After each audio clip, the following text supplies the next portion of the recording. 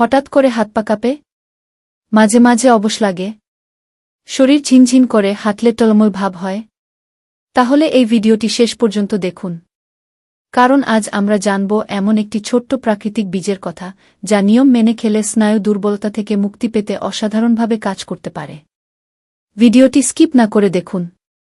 আপনি কি ডায়াবেটিসের রোগী? বয়স কি 40 পেরিয়েছে? সারাদিন মানসিক চাপের মধ্যে থাকেন? অথবা শরীরে ভিটামিনের ঘাটতি আছে?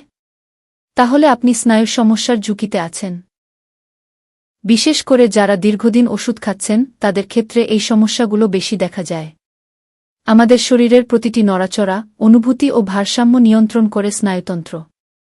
এই স্নায়ু দুর্বল হয়ে গেলে হাত পা কাঁপা, অবশ হওয়া, ঝিনঝিন অনুভূতি শুরু হয়। একে বলা হয় পেরিফেরাল নিউরোপ্যাথি বা স্নায়ু দুর্বলতা। হাত পা কাঁপা সবসময় বয়সের কারণে হয় না। ভিটামিন বি12 এর অভাব, অতিরিক্ত স্ট্রেস, ঘুমের সমস্যা, এমনকি প্রাথমিক পার্কিনসনের লক্ষণও হতে পারে। তাই বিষয়টিকে হালকাভাবে নেওয়া একদম ঠিক নয়।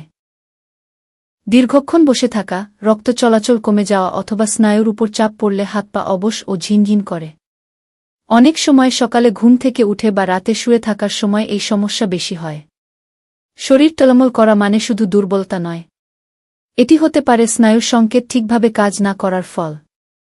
লো ব্লাড প্রেশার, উদ্বেগ কিংবা কানের ভারসাম্য সমস্যাও এর কারণ হতে পারে।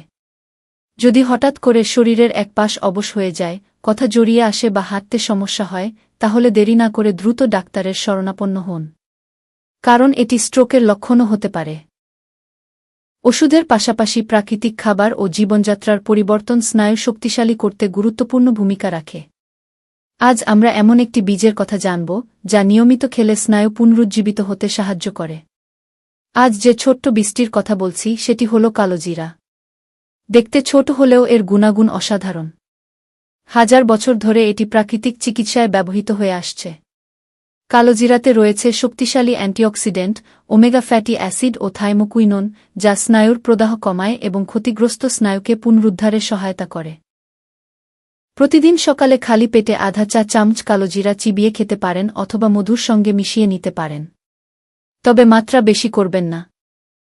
অনেকেই নিয়মিত 10 থেকে 14 দিন খাওয়ার পর হাত পায়ের ঝিনঝিন ও অবশ ভাব কমতে শুরু করেছে বলে জানিয়েছেন। তবে ফলাফল ব্যক্তিভেদে ভিন্ন হতে পারে। কালোজিরার পাশাপাশি হালকা ব্যায়াম, নিয়মিত হাঁটা, পর্যাপ্ত ঘুম এবং স্ট্রেস কমানো খুবই জরুরি। এগুলো একসাথে করলে ফল দ্রুত পাওয়া যায়। অতিরিক্ত চিনি, ফাস্টফুড, কোল্ড ড্রিঙ্কস ও অতিরিক্ত ক্যাফেইন স্নায়ু দুর্বলতা বাড়াতে পারে। তাই এসব খাবার যতটা সম্ভব এড়িয়ে চলুন। আজকের ভিডিও থেকে যদি সামান্য উপকারও পান, তাহলে লাইক দিন, কমেন্টে আপনার অভিজ্ঞতা জানান এবং ভিডিওটি শেয়ার করুন। সুস্থ থাকতে আমাদের চ্যানেলটি সাবস্ক্রাইব করুন। আল্লাহ হাফেজ।